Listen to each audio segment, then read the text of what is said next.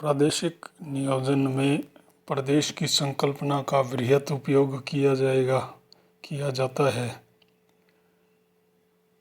विभिन्न प्रकार के प्रदेशों का उपयोग प्रादेशिक नियोजन की प्रक्रिया में किया जाता है। इन प्रदेशों के सीमांकन की आवश्यकता पड़ती है। अलग अलग प्रदेशों के सीमांकन की विधियों को आज हम लेंगे। प्रथम प्रकार का जो प्रदेश है जो प्रादेशिक नियोजन में काम में लिया जाता है वो है आकारिक या स्वरूपी प्रदेश। इन प्रदेशों के सीमांकन में आधारभूत तथ्यों की समरूपता या एकरूपता को ज्ञात करने का प्रयास किया जाता है। यह समरूपता धरातल की भी हो सकती है, आर्थिक हो सकती है, प्रति व्यक्ति आएगी, सामाजिक हो सकती है जैसे साक्षरता की दर, लेकिन उसकी समरूपी वितरण होगा तो आकारिक या आकृति प्रदेश बनेगा। जब केवल एक आधार पर सीमांकन किया जाए तो सीमांकन करना अपेक्षाकृत आसान रहता है, परंतु एक से अधिक कारक के आधार पर सीमांकन का प्रयास करें तो और ये प्रदेश आपस में मेल न खाएं तो सीमांकन करना थोड़ा कठिन हो जाता है। जैसे प्रति व्यक्ति आय, साक्षरता, औद्योगिकरण का स्तर, ऐसी 3-4 चीज़ों को एक साथ जोड़कर स्वरूपी प्रदेश बनाने हों तब ज़्यादा कठिनाई आती है। इसके लिए विभिन्न विधियों को विकसित किया गया है।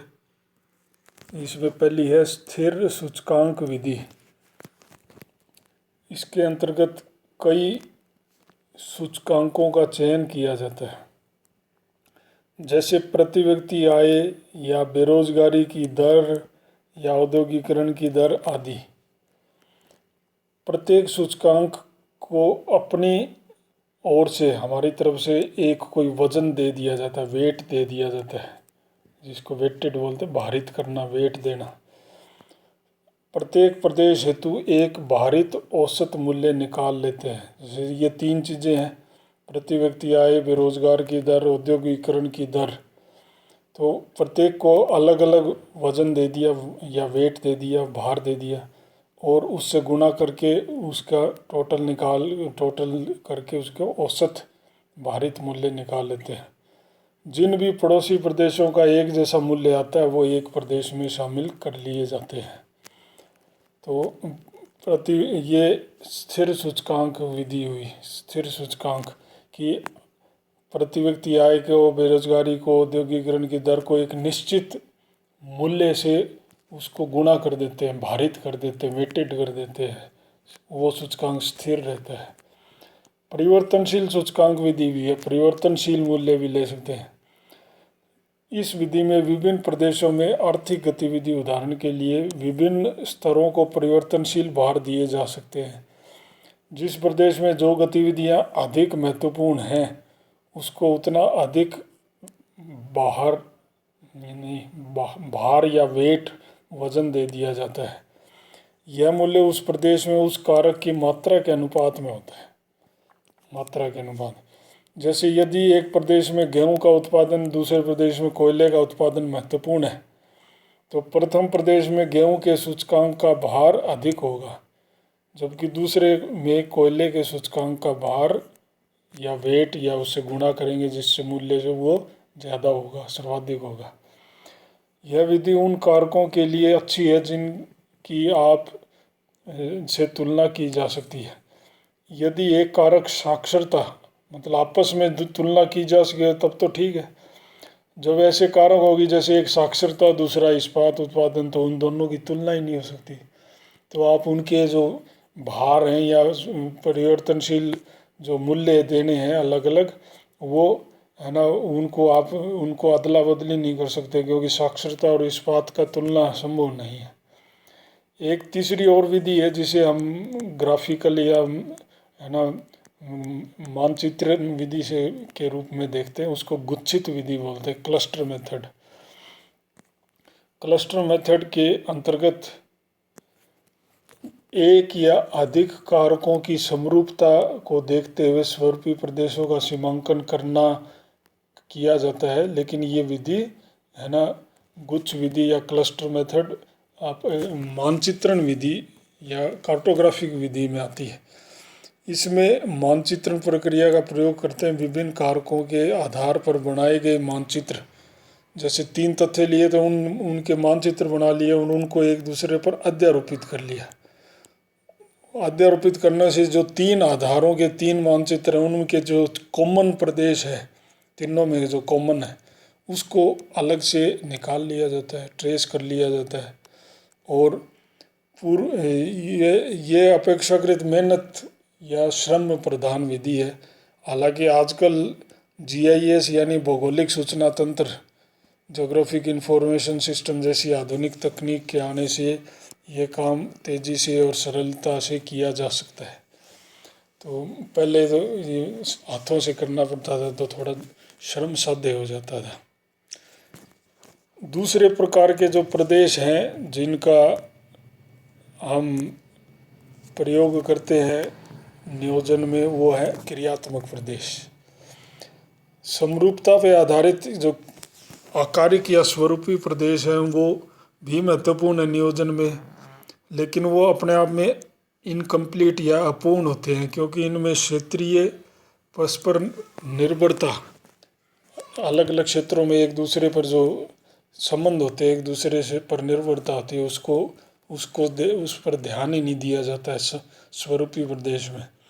परस्पर निर्भरता को दिखाने के लिए क्रियात्मक प्रदेशों का सीमांकन अनिवार्य हो जाता है। तो स्वरूपी प्रदेश उनकी 3 विधियां होगी। अब क्रियात्मक प्रदेश की प्रथम विधि है प्रवाह विश्लेषण, फ्लो एनालिसिस।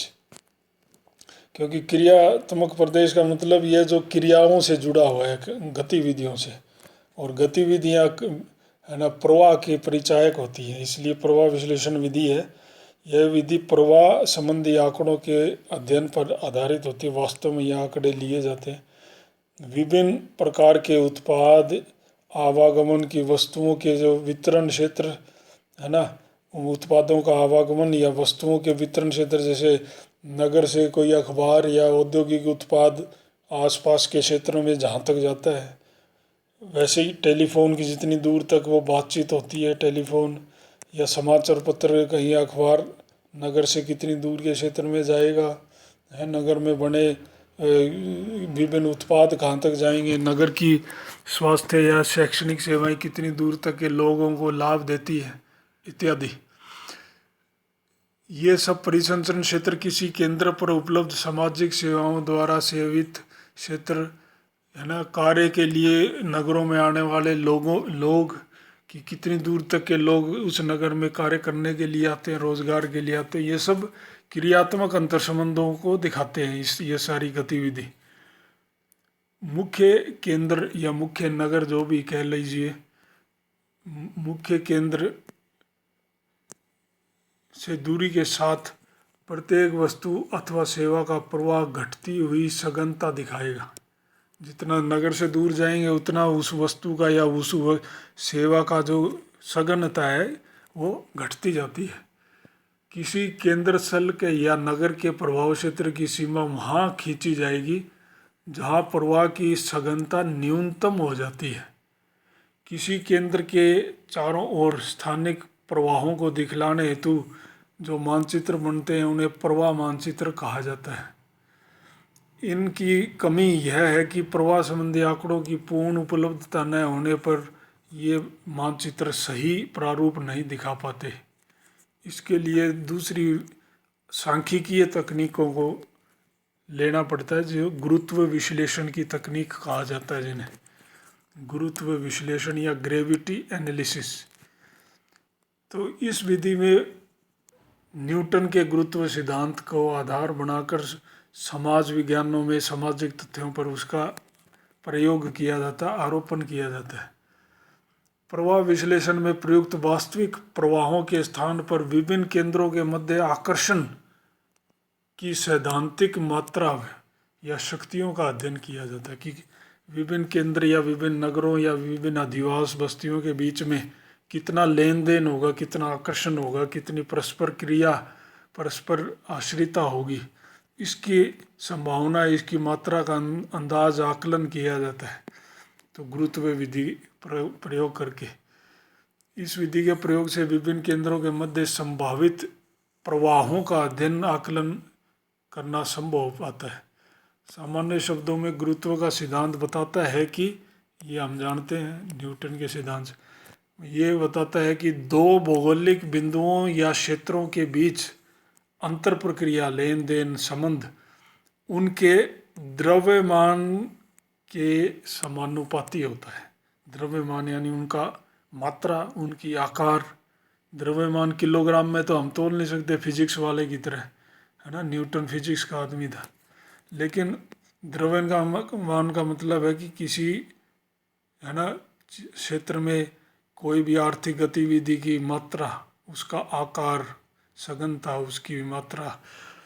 तो दो नगरों या दो स्थान, दो क्षेत्रों के बीच कोई आर्थिक गतिविधि या आर्थिक उत्पादन जो भी है, उसकी जो मात्रा है वो द्रव्यमान है, उनके गुणनफल के समानुपाती होती है और उनके बीच दूरी के विपरीत अनुपाती होती है।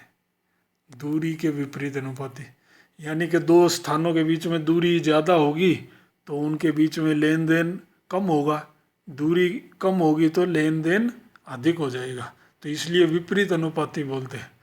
तो उनके बीच दूरी से भाग करते हैं और उनके जो आर्थिक जो भी कारक आपने लिए उनके उनके द्रव्यमान या उनकी मात्रा को गुणा करते हैं। तो उनके समानुपाती और विपरीत समानुपाती इस प्रकार होता है। सामाजिक संदर्भ में द्रव्यमान से तात्पर्य जनसंख्या हो सकता है, रोजगार की मात्रा हो सकती है, व्यापार की मात्रा हो सकती है, या किसी भी विशेष प्रकार की आर्थिक गतिविधि की मात्रा को भी इसमें लिया जा सकता है। इस प्रकार दूरी को हम सड़क या वायुयान की दूरी या समय के अनुसार दूरी या पूंजी की दूरी के रूप में भी ले सकते हैं कि भाई पूंजी उपलब्ध ही नहीं है वहाँ, तो वो लेन देन उतना कम हो जाएगा, है ना। तो किसी भी सेंस में आर्थिक रूप से भी दूरी को हम ले सकते हैं परोक्ष रूप में। दो केंद्रों के मध्य गुरुत्व बल को, दो केंद्रों के मध्य गुरुत्व बल यानी कि आर्थिक गतिविधियों का आकर्षण कितना होगा वो उनके द्रव्यमान के गुणन के बराबर और दूरी के विभाजन के द्वारा दिखाया जाता है, दूरी से विभाजित करके और द्रव्यमान को गुणा करके। गुरुत्व मॉडल की सर्वाधिक आलोचना इस बात को लेकर हुई कि द्रव्यमान दूरी का अधिक मूल्य क्या लिया जाए, द्रव्यमान का या दूरी का मूल्य क्या लेंगे, कि द्रव्यमान को कैसे मापेंगे, है ना, साइज, मात्रा को कैसे मापेंगे आर्थिक गतिविधियों के, दूरी को कैसे मापेंगे। इस मामले में, इस सेंस में यह कठिन समस्या उत्पन्न होती है, लेकिन फिर भी इसका विधि का प्रयोग फिर भी संभव हो पाता है। क्रियात्मक प्रदेशों के सीमांकन हेतु गुरुत्व मॉडल काफ़ी महत्वपूर्ण सिद्ध हुआ है। आर्थिक भूगोल में, नियोजन भूगोल में, है ना, प्रादेशिक नियोजन में इसका प्रयोग काफ़ी हुआ है। फिर है नियोजन प्रदेश। तीसरे प्रकार का जो प्रदेश है, जो एक प्रादेशिक नियोजक जो यूज करता है, वो नियोजन प्रदेश। नियोजन प्रदेश ऐसा क्षेत्र है जहाँ आर्थिक निर्णयों का क्रियान्वयन किया जाता है। इस संदर्भ में नियोजन शब्द का अर्थ आर्थिक विकास के उद्देश्य की पूर्ति हेतु विभिन्न निर्णयों को लेने और उन्हें क्रियान्वित करने से हो जाता है। तो किसी प्रदेश के शब्द में जो नियोजन है वो यही प्रादेशिक नियोजन है। किसी नियोजन प्रदेश के सीमांकन की कसौटी या बेसिस या आधार को निम्न प्रकार से गिनाया जा सकता है। एक है, नियोजन प्रदेश के निर्धारण में उस प्रदेश के क्रियात्मक अंतर संबंधों को ध्यान में रखा जाना चाहिए, कि नियोजन प्रदेश में के जो विभिन्न उप प्रदेश है उनके बीच में जो क्रियात्मक अंतर संबंध है उनको ध्यान में रखा जाए, उनको नज़रअंदाज न किया जाए। नियोजन प्रदेश का दूसरा बात है कि नियोजन प्रदेश का क्षेत्र टूटा हुआ नहीं होना चाहिए, सतत होना चाहिए, लगातार होना चाहिए, जुड़ा हुआ होना चाहिए। तीसरा कि संपूर्ण प्रदेश की समस्याएं एक जैसी होनी चाहिए, तभी तो उसका एक है ना एक समान योजना बनाई जा सकेगी प्रादेशिक विकास की। फिर नियोजन प्रदेश आर्थिक रूप से संभव होना चाहिए, यानी कि उसमें आर्थिक रूप से गतिविधियों को चलाने के लिए आत्मनिर्भरता संभव होनी चाहिए। चौथा अगले पॉइंट है कि प्रदेश की आकृति सहज होनी चाहिए, बहुत लंबा चौड़ा नहीं होना चाहिए, वो हमें मैनेज किया जा सके, जिसे ऐसा हो सहज हो, बिखरा हुआ नहीं हो, और उसका आकार भी सुविधाजनक होना चाहिए। योजनाओं के उचित क्रियान्वयन एवं सफलता हेतु एक नियोजन प्रदेश में काफ़ी हद तक धरातल की आर्थिक गतिविधियों की और सामाजिक या सांस्कृतिक विशेषताओं की समरूपता होनी चाहिए। तो ये 5-7 जो कसौटियाँ बताई है, ये आधार है किसी नियोजन प्रदेश के सीमांकन के। इनमें से जितने ज़्यादा से ज़्यादा आधारों को हम समाहित कर पाएंगे तो उतना अच्छा नियोजन प्रदेश को नियोजित करने का उतना अच्छा आधार हमें मिलेगा। एक चीज़ और जोड़ सकते हैं, नियोजन प्रदेश के भीतर विभिन्न उत्पादों और मनुष्य के प्रवाह को नियंत्रित करने के लिए कुछ केंद्र स्थल मौजूद होने चाहिए। केंद्र स्थल का मतलब नगर बस्तियाँ, नगर गांव, बड़े छोटे गांव, अधिवास बस्तियाँ, नगर महानगर वगैरह वगैरह। तो यहीं से तो सारी आर्थिक या गतिविधियाँ, क्रियाशीलता यहीं से तो जुड़ी होती है। नियोजन प्रदेशों की सीमाएं प्रशासनिक सीमाओं को देखकर नहीं बनाई जानी चाहिए। आदर्श रूप से तो ये एक सैद्धांतिक बात है कि इसको प्रशासनिक सीमाओं को देखते हुए नहीं बनाना चाहिए, प्रशासनिक सीमाओं के अनुसार न हो, परंतु यथार्थ में ऐसा संभव नहीं हो पाता। इसलिए प्रशासनिक सीमाएं एवं नियोजन प्रदेश की सीमाओं में कुछ समझौता करना पड़ता है। इसका कारण क्या है? प्रशासनिक सीमाओं का त्याग इसलिए संभव नहीं क्योंकि नियोजन हेतु प्रयोग किए जाने वाले आंकड़े और नियोजन को सफल बनाने के लिए क्रियान्वित किए जाने वाली जो योजनाएं हैं वो प्रशासनिक क्षेत्रों के अनुसार ही होती हैं। तो प्रशासनिक क्षेत्रों के अनुसार ही हैं, तो प्रशासनिक क्षेत्रों के अनुसार ही नियोजन प्रदेश भी अगर हो सके न्यूनाधिक, तो वो है ना प्रशासनिक दृष्टि से सुविधाजनक रहता है। इसलिए ऐसा करना एक वांछनीय हो जाता है कि प्रशासनिक है ना जो सीमाओं के अनुसार वो नियोजन प्रदेश भी हो।